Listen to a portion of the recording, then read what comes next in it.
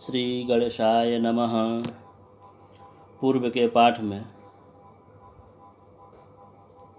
चंद्र का तृतीय भाव और चतुर्थ भाव का फल पढ़ रहे थे। इस पाठ में चंद्र का पंचम भाव फल और षष्ठ भाव फल पढ़ेंगे। तो आचार्य कह रहे हैं कि जनुः काले चंद्रो भवति यदि संतान भवने तदा पुंसः कांता सुतसुखम अलंकार निकरैः सदा हृद्या विद्या नरपतिकुलाद् देव वसुधा दुकूलार्थाः स्वैरं धनमपि कुशीदेन नितराम्। जनुः काले चंद्रो भवति यदि संतान भवने तदा पुंसः कांता सुतसुखम अलंकार निकरैः सदा हृद्या विद्या नरपतिकुलादेव वसुधा दुकूलार्थाः स्वैरं धनमपि कुशीदेन नितराम्।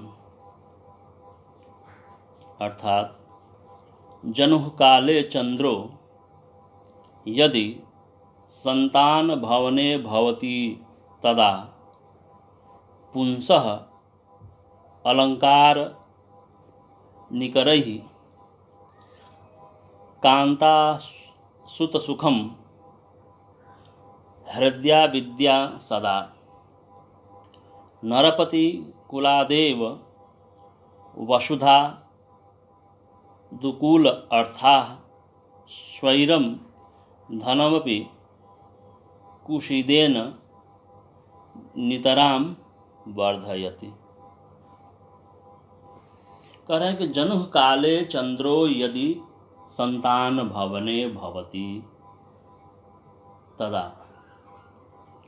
जनुः काले जिसके जन्म काल में चंद्रो चंद्रमा यदि संतान भवने भवति यदि संतान भवन में अर्थात संतान भवन का यहाँ तात्पर्य है पंचम भाव में, क्योंकि पंचम भाव जो होता है वह संतान भाव होता है। तो यहाँ कह रहे हैं कि जनुः काले चंद्रो यदि संतान भवने भवति जिसके जन्म समय में चंद्रमा संतान भाव में हो अर्थात पंचम भाव में हो तदा पुंसः तदा मतलब कि वह तो पुंसः मतलब पुरुष अलंकार निकरैः कांता सुत सुखम। कह रहा है कि अगर चंद्रमा यदि पंचम भाव में हो तो क्या उसको प्राप्त होता है अलंकार आदि से युक्त स्त्री का सुख तथा पुत्र का सुख प्राप्त होता है।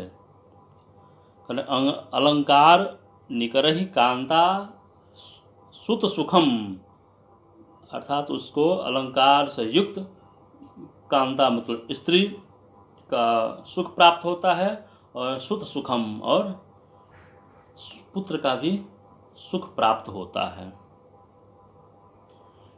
कह रहे हैं कि हृदया विद्या सदा वह क्या होता है उच्च कोटि का विद्वान होता है। और कह रहे कि नरपति कुलादेव वसुधा दुकूल अर्थाः स्वैरम धनमपि कुशीदेन नितराम। कह रहे हैं कि नरपति कुलादेव वसुधा दुकूल अर्थाः कह रहे हैं कि राज कुल से भूमि वस्त्र धन का लाभ होता है और कुशीदेन नितराम और कुशीद मतलब होता है ब्याज, ब्याज आदि से धन की प्राप्ति होती है अर्थात धन का लाभ होता है। तो यहाँ पर ये कह रहे हैं जन्म काले चंद्रो यदि संतान भवने भवती तदा, जन्म काले चंद्रो अर्थात जिसके जन्म काल में चंद्रमा संतान भवने भवती, अगर वो संतान भवन में हो, तदा तो पुंसः वह पुरुष अलंकार निकरहि कांता सुत सुखम, तो क्या होता है वह अलंकार आदि से युक्त स्त्री का सुख तथा पुत्र का सुख प्राप्त होता है।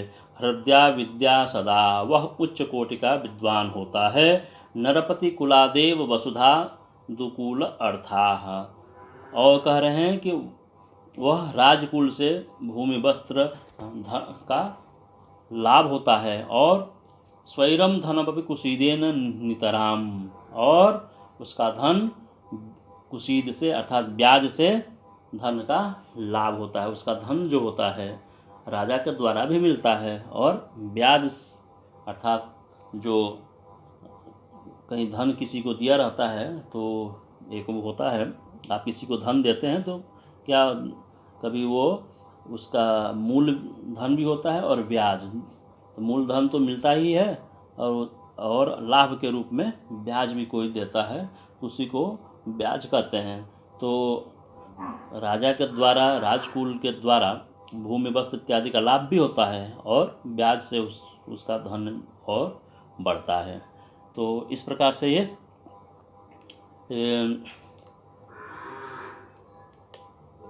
चंद्रमा का 5वें भाव का फल हुआ। अब आप चंद्रमा का 6ठे भाव का फल जानेंगे। कह रहे हैं कि अरिस्थाने चंद्रो भवति सकरो जन्म समये प्रतापाग्नौ शत्रुर्ज्वलति परितस्तस्य परतः पुनर्भूयाद् यद्धा रिपुरिह जितोऽपि क्षितितले सुखं मातुः स्वल्पं प्रभवति गदानाम् अतिरतिः।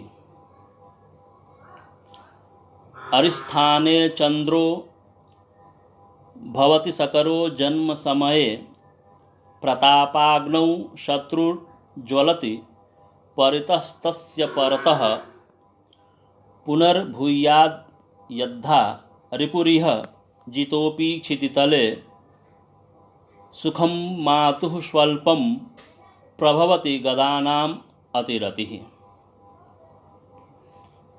अर्थात सकरो जन्म समय अरिस्थाने चंद्रो यदा भवति तदा तस्य प्रतापाग्नौ शत्रुः ज्वलति तस्य परतः परितः पुनर्भूयात् क्षितितले रिपुरिह जितोऽपि स्वल्पं मातुः सुखं गदानाम् अतिरतिः प्रभवति। करे सकरो जन्म समये अरिस्थाने चंद्रो, अर्थात जिसके जन्म समय में